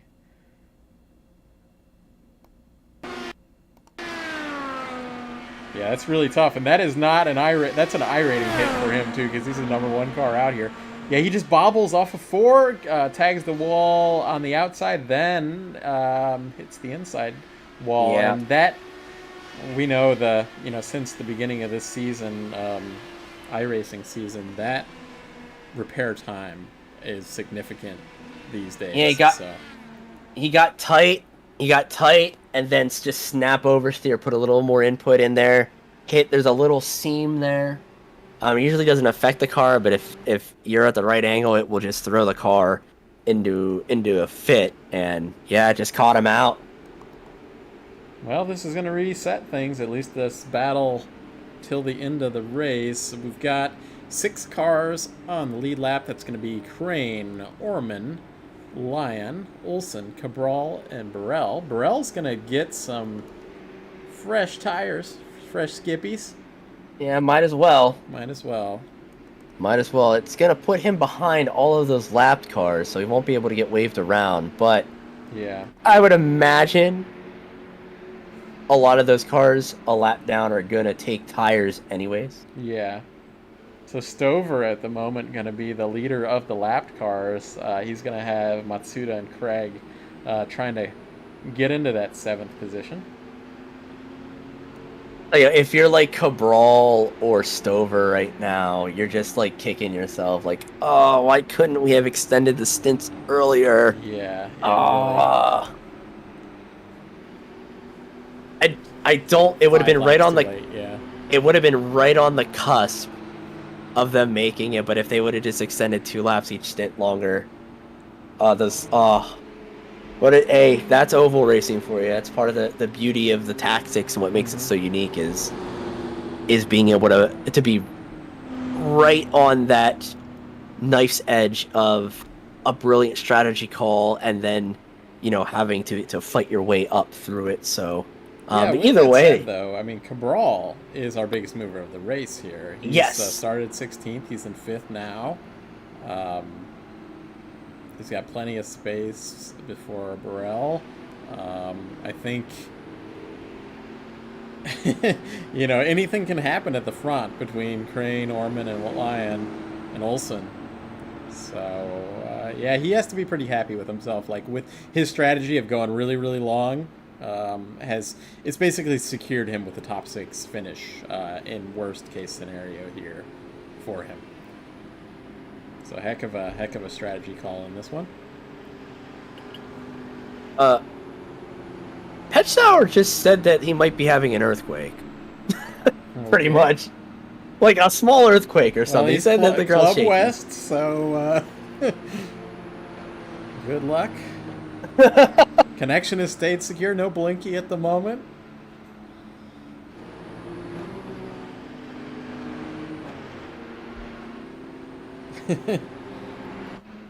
There was some repair on the road outside of my house this week. You know, we always have potholes, but they were finally like just completely tearing out the road, and I was not aware of it. But yeah, they were really, it was vibrating in the house from that. Felt like an earthquake. Oh my goodness. Yeah, he did confirm there is a small earthquake happening right underneath him right now. All right. Well, keep that connection and, you know, finish off this race. No, I will say there are some unique things that happen in IIS compared to running or broadcasting any other league or official series. But that's a first for me. I have never heard of that happening live. Yeah, I have not heard of an earthquake during the broadcast from a driver. So just real quick, as we get close here, as a reset, Kevin Burrell, one spot behind Cesar Cabral. So that tire differential might pay off for him to make up the difference here. Fighting with up to the rest of the pack might be difficult, but those fresh boots are gonna, and light tank that's gonna help immensely. So we come into the green though. Looks like was there a Matthias Kraus was there, so he's gonna get out of the way. Ooh, Crane going early there. Whoa. Crane went super early, caught everybody off guard there.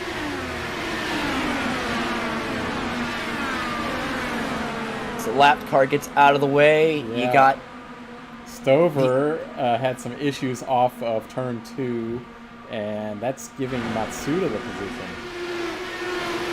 Or that 6 position. Battle between Lyon and Olsen continues.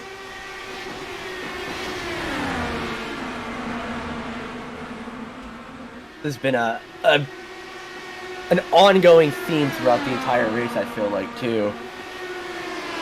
I think Olsen kind of has to make this happen as fast as possible. Kind of get around Lyon. It's not going to be easy, though. No. You know, Olsen's looking. Olsen's looking.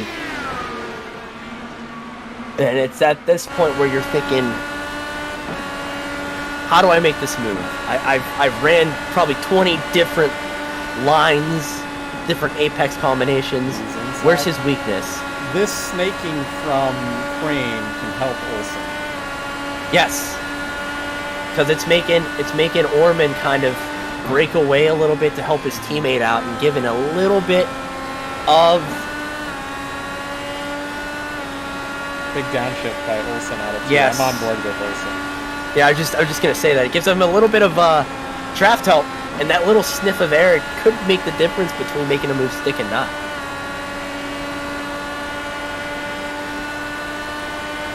So Julian Alton making an appearance in our comments. I don't know when he asked this, but he asked if this is open setup or quick setup. It is open setup.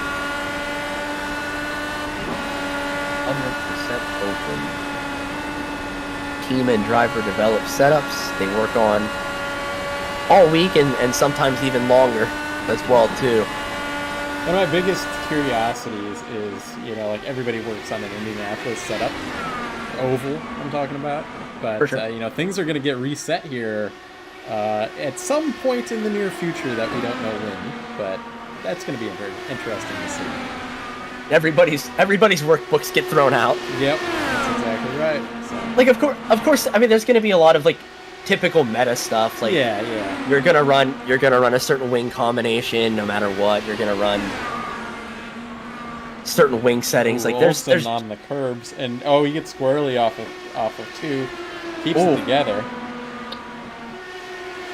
He was really down low. He had a great run, like a good opportunity there. He went super low and wanted to hit that curb. It was one of those a little bit too much rotation. Couldn't get the power down off of 2 as much as he would have liked. Yeah, this top 4 has yet again checked out. Cabral and Burrell have been dealing with 1 or 2 cars of traffic as well as fighting between themselves, and they're about Burrell 3 seconds back. About to get around Stover, and once he does that, he can work on Cabral, and then Burrell has the third tire. But he's having trouble getting around Stover. What is? Yeah, I have no idea what Stover is doing here. Stover's a lap down. He's not on pace. He's just kind of being a roadblock. Well, I'm sorry. I'm just gonna call it like I see it. And then he just had an internet issue or something. Might have had an earthquake because he blinked out on me. Getting an earthquake watching. Oh, as Burrell tries to make the move. I was gonna say watching Burrell trying to make this move stick. It's making me shake a little bit for him. And with that, Crane, 10 laps to go here at Gateway. Yeah, time flies when you're having fun here, folks. That's right. This race is soon by, but we're not over yet. Yeah, I think our battle is for for the podium, basically. We've got two teammates, second and third, Jesper Orman, Will Lyon, and Hugo Olsen trying to get onto that podium, get that interview position here on the Race Force broadcast. Yeah, Olsen's been hounding Lyon for half of this race. See, he sends it on the inside, gets a little squirrely. He's gone lower than anybody in turn 1 and 2 has, Olsen. I mean, if you set up your car right, you can make that work, but that outside line with the lower track temps has been so strong. Like, that little bit of radius difference on that second line just makes all the difference. Yeah, it's totally the radius. As Olsen goes to the, Larson line there, all the way up by the wall. He's tried it before. It hasn't worked yet, but he's trying to find something. Yep, goes in and sends it down low yet again. Jesper gonna give the dirty air to Olsen as Olsen, washes way up. Has to tuck in behind line yet again.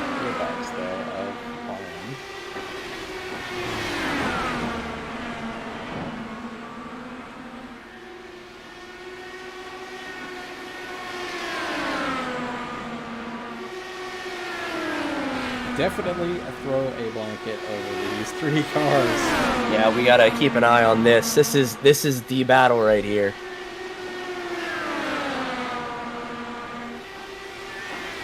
Wilson going deep. Got 5 to go. But same old story. Gonna be the same story yet again. That is absolutely right, Matt. Also keeping an eye on that battle between Cabral and Kevin Burrell. It looks like Cabral's gonna pull it off. He's got a gap. Yeah, unlucky for Kevin there. Cesar very happy, I'm sure. Yep. Great performance, up 11 positions yet again. Hugo's got a good as Olsen got a huge run coming. Olsen to the inside. Fires it in. Nearly enough room. He might pull it up. I was going to say nearly enough room to do a slide job, and that was exactly what I was talking about earlier. The line might be going for the old switcheroo here. Coming up. Helping out. And then Jesper runs the high line as opposed to the low line. Whoa! Oh, and that's gonna cost Jesper because Jesper got in the gray. Olsen up to second, getting 2 cars in 1 lap. That was where team strategy did not work. Wow, I was not expecting that. I see Matsuda trying to come to the end of this too, but he's not. He's a lap down. It's not over yet. Orman onto the inside there, taking a peek, really keeping him close. honest. Hugo, he did exactly what he had to do. He made that pass work into 3, did the slide job to complete it, and he made those teammates almost have to work against each other there. And he almost threw a dummy there. As we get to the final lap here, Crane commanding lead, bring it on home. White flag lap. Heck of a race by Olsen, though, to make that work right at the end. Right when it counted. Right there at the death. But the Satellite Racing, VRS Satellite Racing, driver of Adam Crane, taking first position, Power Slide Motorsports. Hugo Olsen, another impressive start here in IAS, finishing second, and Jesper Orman for IAR in third place. That is your podium. What a race. What a last stint by everybody. Oh my goodness. Will Lyon, our pole sitter, finishes 4th. Our other cars, Crane started 8th, Olsen started 7th, Orman started 6th. So these guys showing that you can pass here, and you didn't have to start even in the top 5 to get a podium here. Yes, yes, sir. Well, we'll see. Adam's probably going to do his victory lap. Not sure what he's going to do. It's going to be donuts or Polish victory lap, whatever it might be. We had one of those. Mark Murphy. It was at Gateway in fixed on Monday night in fixed. But it's going to be donuts here for Adam Crane. Sometimes difficult to keep it off the wall when you're doing your donuts here at Gateway. Very narrow front straightaway. But I think Adam's doing a good job of that. He's had a good amount of practice this year, for sure. As he goes for the burnout. And since this isn't the yard of bricks, there's no no shame in just burning it down on the start finish line. In fact, it's welcomed by the fans for sure. Exactly.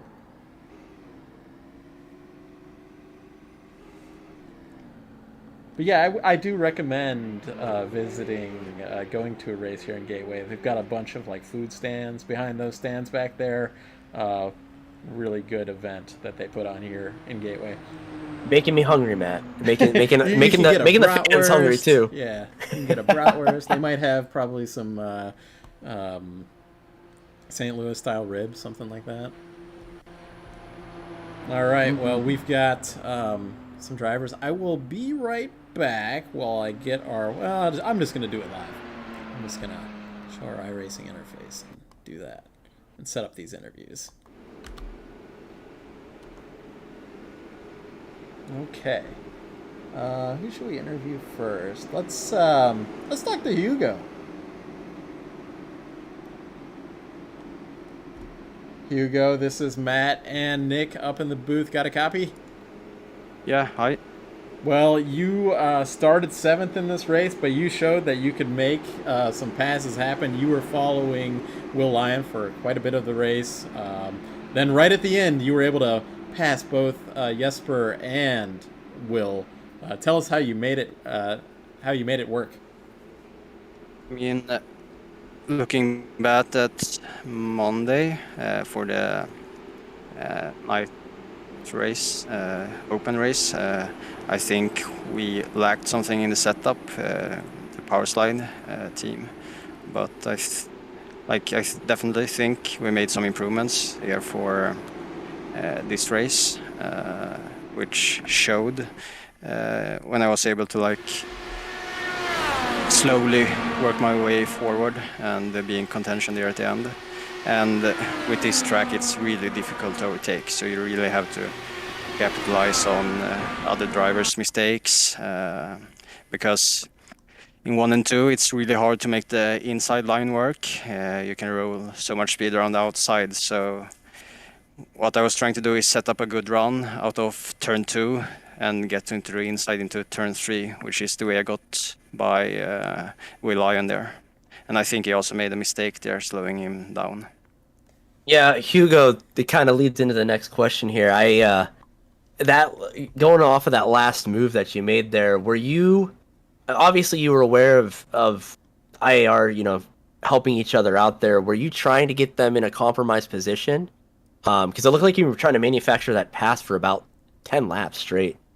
Yeah, I was trying different stuff every lap, seeing how I could get by Will Lyon, and I saw that Jesper got into the wall twice maybe, so I was thinking that maybe he got some damage.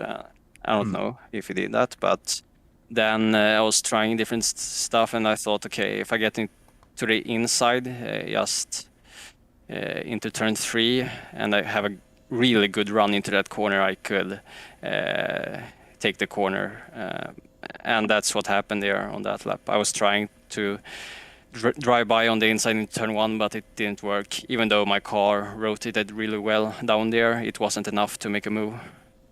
Yeah, well, that was still a great run, Hugo. Excellent performance. Glad to always have you around here when you can make it. any shout outs to the team, any sponsors? Go ahead. Floor's yours. Yeah, I mean, I want to thank Powerslide Motorsports as always for all the work with the setup and everything. Unfortunately, no one else from the team could show up today, but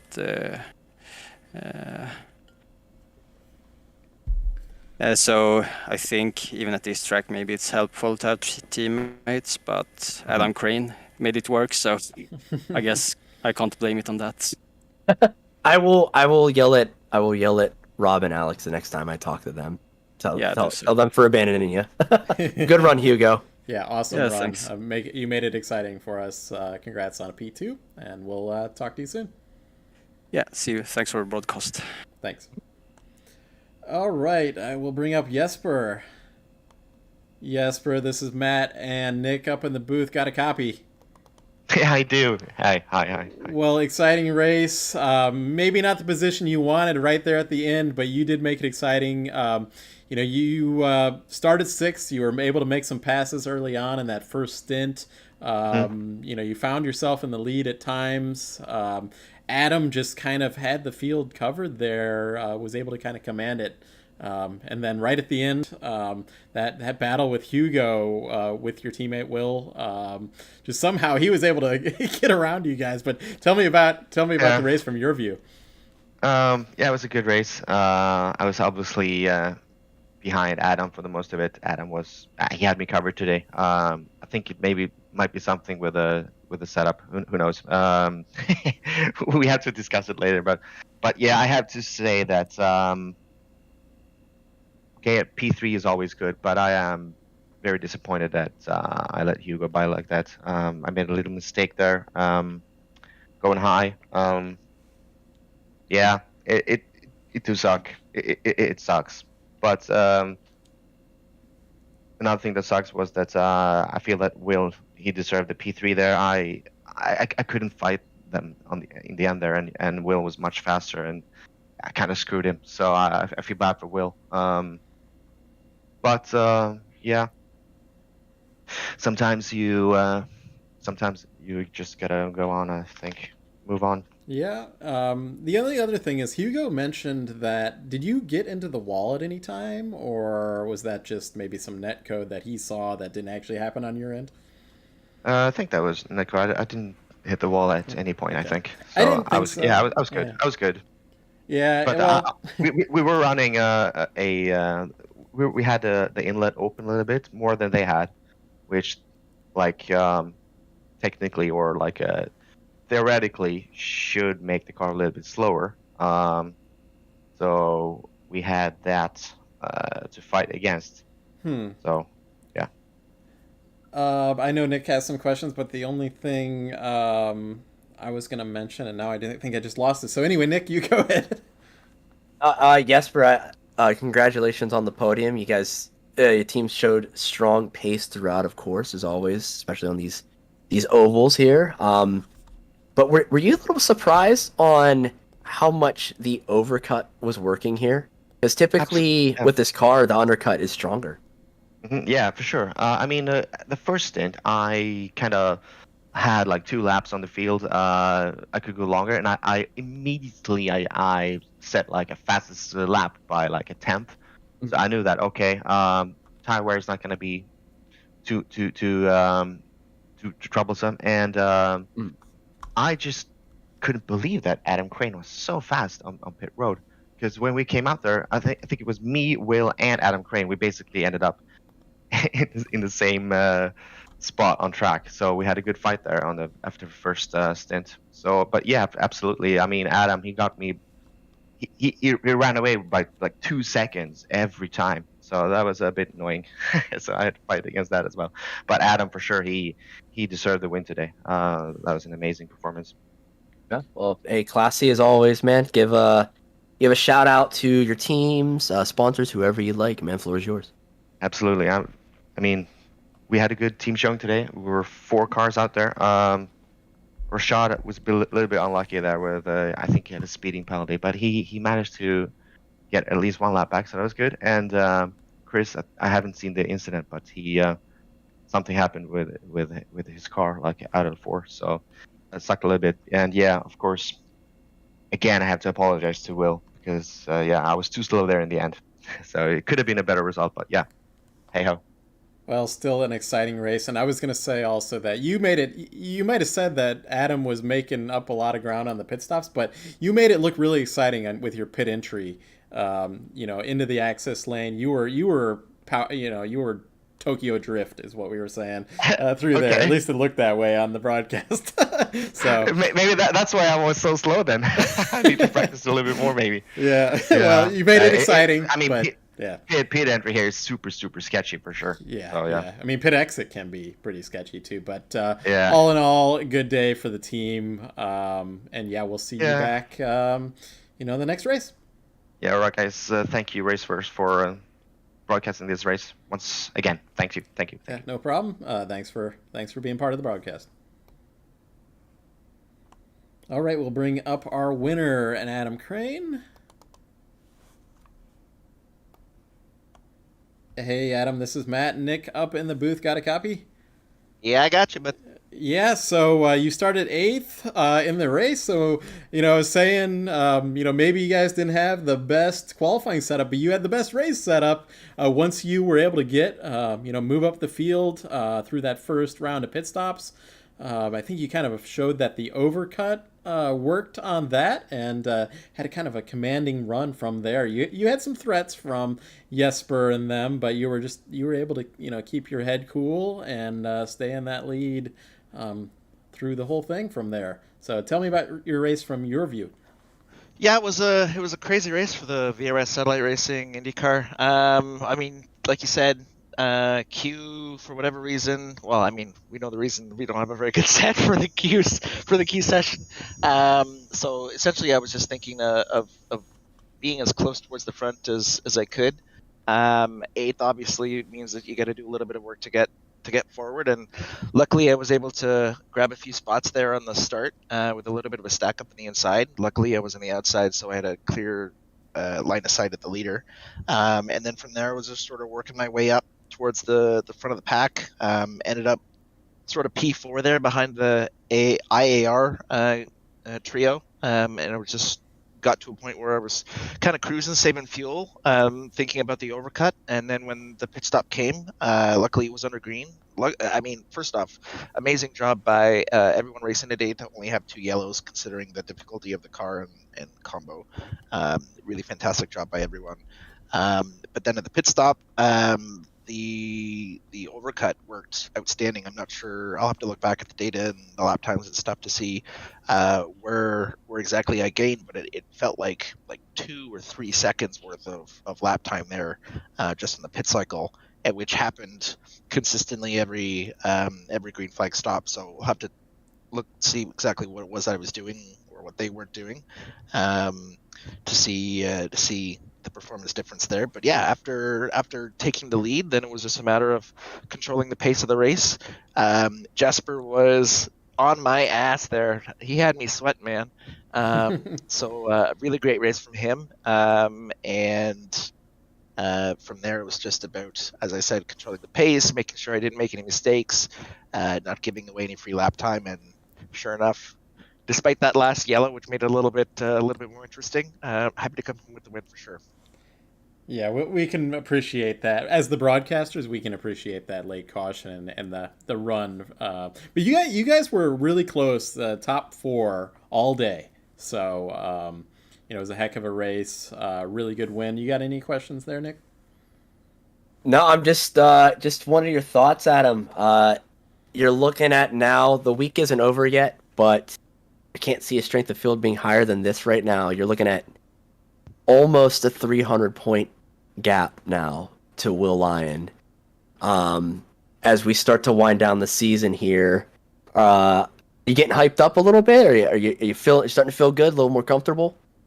I mean, no, not really. You're still supposed to take one day at a time, one race at a time, right? That's the best way to make sure that you're in the same spot. You don't get overconfident. You don't get too down on yourself. It's just a matter of making sure that you do all the right things day in, day out. And yeah, I mean, it looks like a daunting lead, just looking at the points, but I actually just pulled up my spreadsheet here with all the drop weeks, and there's only actually a 63-point gap between me and Will based on the score, the championship points from today. So it's still very, very much in hand with 2 rounds to go.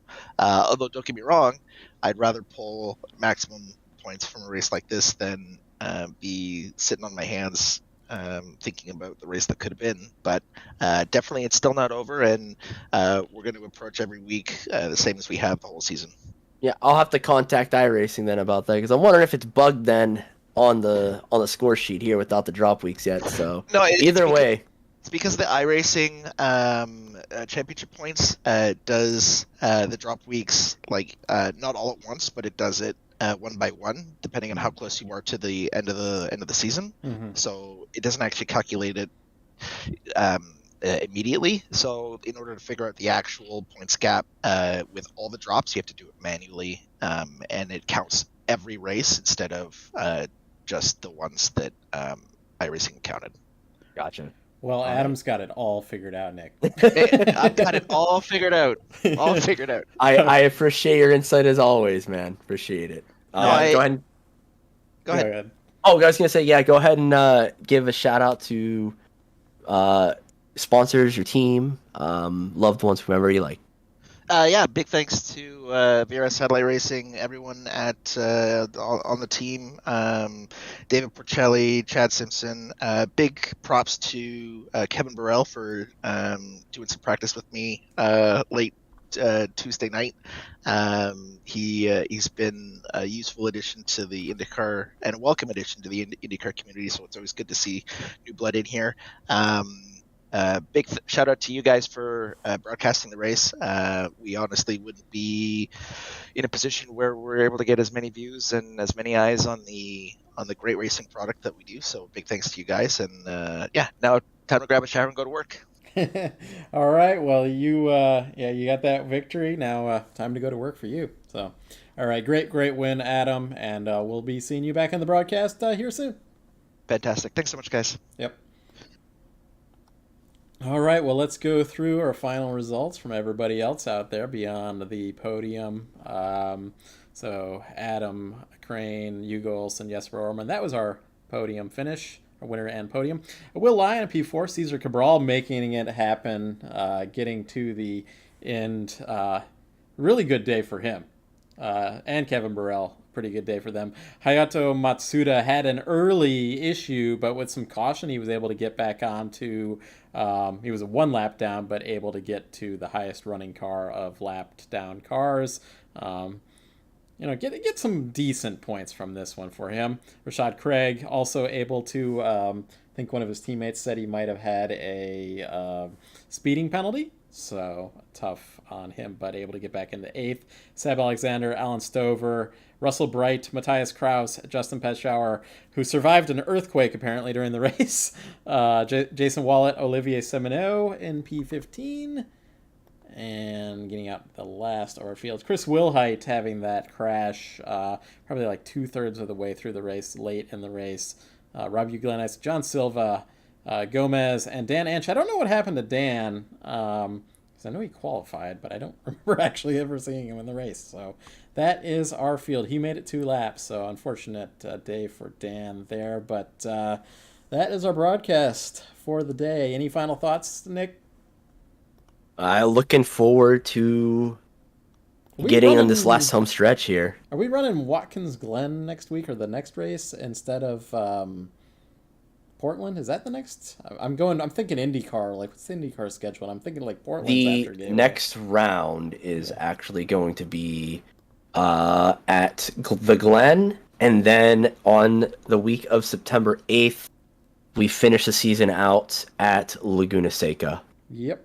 So Glen is the insert for lack of Portland, which wish we could get scanned, but maybe one day.